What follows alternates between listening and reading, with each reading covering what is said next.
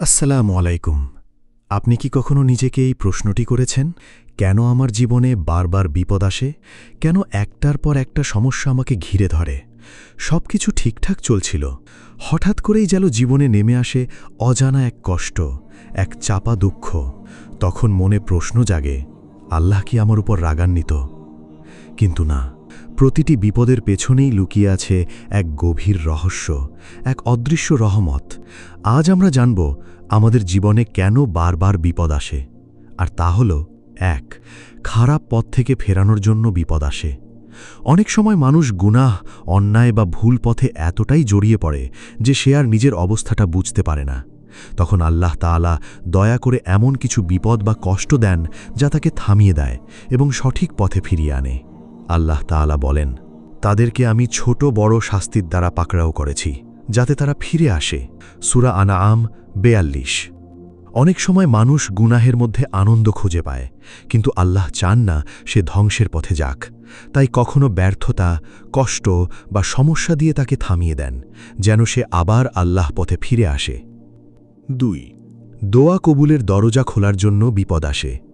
বিপদের সময় মানুষ স্বাভাবিকভাবেই বেশি করে আল্লাহকে ডাকে, কান্না করে সাহায্য চায়। আর এই ভাঙা হৃদয়ের দোয়া আল্লাহ কাছে সবচেয়ে প্রিয়। আল্লাহ তাআলা বলেন, কে আছেন যে বিপদগ্রস্তের ডাকে সাড়া দেন যখন সে তাকে ডাকে এবং কষ্ট দূর করে দেন? সূরা আন-নামল ৬২। সুখের সময় মানুষ আল্লাহকে ভুলে যায়, কিন্তু বিপদের সময় সে আবার আন্তরিকভাবে আল্লাহকে ডাকে।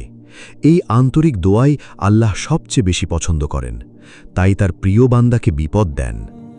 ৩, প্রকৃত বন্ধু ও শত্রু চিনিয়ে দেওয়ার জন্য বিপদ আসে। মানুষ যখন ভালো অবস্থায় থাকে তখন অনেকেই তার পাশে থাকে, ভালোবাসা দেখায়। কিন্তু যখন বিপদ আসে তখনই সত্যিকারের বাস্তবতা প্রকাশ পায়, কে সত্যিকারের বন্ধু আর কে শুধু স্বার্থের কারণে ছিল। সুখের দিনে অনেক মানুষ পাশে থাকে, কিন্তু দুঃখের দিনে খুব কম মানুষই সত্যিকারের পাশে দাঁড়ায়। বিপদ আসলে বোঝা যায় কে আন্তরিকভাবে আপনার জন্য চিন্তা করে আর কে শুধু নামমাত্র সম্পর্ক রেখেছিল। তাই প্রকৃত বন্ধু ও শত্রু চিনিয়ে দেওয়ার জন্য আল্লাহ বিপদ দেন। ৪, আল্লাহর দিকে ফিরিয়ে আনার জন্য বিপদ আসে। মানুষ যখন সুখে থাকে তখন অনেক সময় সে আল্লাহকে ভুলে যায়, দুনিয়ার ব্যস্ততা, আনন্দে গাফেল হয়ে পড়ে।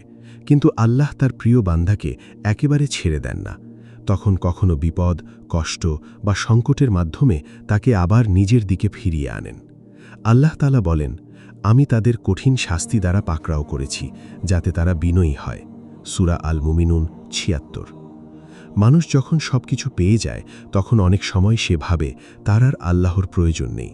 কিন্তু যখন বিপদ আসে তখনই তার অন্তর নরম হয়, সে আবার সিজদায় ফিরে আসে, দোয়া করে, আল্লাহকে ডাকে।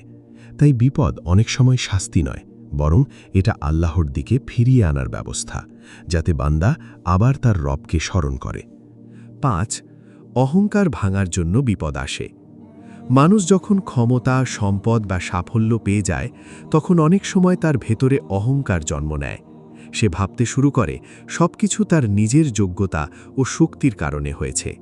তখন আল্লাহ তাআলা এমন পরিস্থিতি দেন যা দিয়ে মানুষকে তার আসল অবস্থান মনে করিয়ে দেওয়া হয়। আল্লাহ তাআলা বলেন, নিশ্চয়ই সে সীমা লঙ্ঘন করে যখন সে নিজেকে স্বয়ংসম্পূর্ণ মনে করে। সূরা আল আলাক ৬-৭। একটি ছোট বিপদই মানুষের সব গর্ব ভেঙে দিতে পারে। যে মানুষ কিছুক্ষণ আগেও নিজেকে অপ্রতিরোধ্য ভাবছিল, একটি অসুস্থতা, ব্যর্থতা বা ক্ষতি তাকে বুঝিয়ে দেয় সে কতটা অসহায় এবং আল্লাহর উপর কতটা নির্ভরশীল। ৬, গুনাহ মাফ করার জন্য বিপদ আসে। কোনো মানুষ যখন কষ্টে পড়ে, হোক তা অসুখ, দুঃখ, দুশ্চিন্তা বা সামান্য ব্যথা, ইসলাম আমাদের শেখায় এসব কিছুই বৃথা যায় না, বরং এসব কষ্টের মাধ্যমেই আল্লাহ বান্দার গুনাহ মাফ করে দেন। আল্লাহ তাআলা বলেন, তোমাদের উপর যে বিপদ আসে তা তোমাদের কৃতকর্মের ফল, আর তিনি অনেক কিছুই ক্ষমা করে দেন। হাদিসে বলা হয়েছে, মুমিনের উপর যে ক্লান্তি, অসুস্থতা, দুঃখ, চিন্তা, কষ্ট, এমনকি একটি কাঁটা বিঁধলেও আল্লাহ এর দ্বারা তার গুনাহ মাফ করে দেন। তাই পরের বার যখন কোনো কষ্ট আসবে, হতাশ না হয়ে মনে রাখুন এটা আপনার জন্য শাস্তি নয়, বরং আল্লাহর পক্ষ থেকে গুনাহ মাফের একটি মাধ্যম। ৭, ঈমান পরীক্ষা করার জন্য বিপদ আসে। বিপদ শুধু কষ্ট দেওয়ার জন্য আসে না, এটা একজন মুমিনের ঈমানের পরীক্ষা। আল্লাহ তাআলা বলেন, মানুষ কি মনে করে যে তারা ঈমান এনেছি বললেই তাদের ছেড়ে দেওয়া হবে আর তাদেরকে পরীক্ষা করা হবে না? আরেক জায়গায় আল্লাহ তাআলা বলেন, আমি অবশ্যই তোমাদের পরীক্ষা করব, ভয়, ক্ষুধা, সম্পদের ক্ষতি, জীবন আর ফল ফসলের ক্ষতির মাধ্যমে, আর ধৈর্যশীলদের সুসংবাদ দিন। হাদিসে আছে, মানুষের মধ্যে সবচেয়ে বেশি পরীক্ষা দেওয়া হয় নবীদের, তারপর যারা তাদের ঈমানে নিকটবর্তী, তারপর পর্যায়ক্রমে অন্যদের। তাই যখন আপনার জীবনে বিপদ আসবে, তখন আসলে দেখা হয় আপনি আল্লাহর উপর ভরসা রাখছেন নাকি হতাশ হয়ে সব ছেড়ে দিচ্ছেন। ৮ আখিরাতে বড় প্রতিদান দেওয়ার জন্য বিপদ আসে। দুনিয়ার জীবনে যে কষ্ট, দুঃখ বা বিপদ মানুষ সহ্য করে, মুমিনের জন্য তা কখনোই বৃথা যায় না, বরং আল্লাহ তাআলা এগুলোর বিনিময়ে আখিরাতে অগণিত প্রতিদান ও মর্যাদা দান করেন। আল্লাহ তাআলা বলেন, নিশ্চয়ই ধৈর্যশীলদের তাদের প্রতিদান অসংখ্য পরিমাণে দেওয়া হবে। সূরা আল জুমার ১০। আল্লাহ তাআলা আরও বলেন, তাদের ধৈর্যের কারণে আমি তাদেরকে জান্নাত ও রেশমি পোশাক দিয়ে পুরস্কৃত করব। সূরা আল ইনসান ১২। ৯ ধৈর্যশীল বানানোর জন্য বিপদ আসে। মানুষের জীবনে বিপদ আসলে সে সবচেয়ে বড় যে শিক্ষা পায় তা হল ধৈর্য।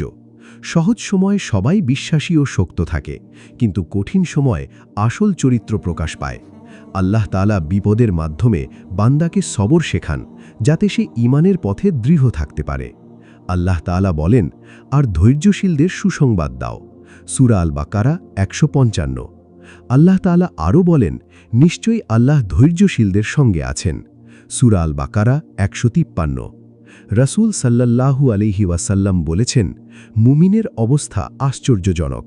সুখে কৃতজ্ঞতা আর দুঃখে ধৈর্য সব অবস্থাই তার জন্য কল্যাণকর। সহিহ মুসলিম ২৯৯৯।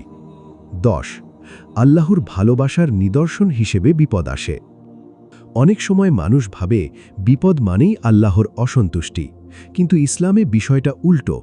কিছু বিপদ হল আল্লাহর ভালোবাসারই একটি নিদর্শন। আল্লাহ তার প্রিয় বান্দাদের পরীক্ষা করেন, যাতে তাদের মর্যাদা বৃদ্ধি পায় এবং ঈমান আরও শক্ত হয়। রাসূল সাল্লাল্লাহু আলাইহি ওয়াসাল্লাম বলেছেন, বিপদ যত মারাত্মক হবে, প্রতিদানও তত মহান হবে। আল্লাহ যখন কোনো বান্দাকে ভালোবাসেন, তখন তাকে পরীক্ষা করেন। তিরমিজি হাদিস নং 2396। বিপদ মানেই আল্লাহর অসন্তুষ্টি নয়, বরং এর পেছনে থাকে রহমত ও হিকমা। কখনো এটা গুনাহ মাফের জন্য, আবার কখনো ঈমান পরীক্ষার জন্য আসে। তাই বিপদে হতাশ না হয়ে ধৈর্য ধরে আল্লাহর উপর ভরসা রাখা উচিত।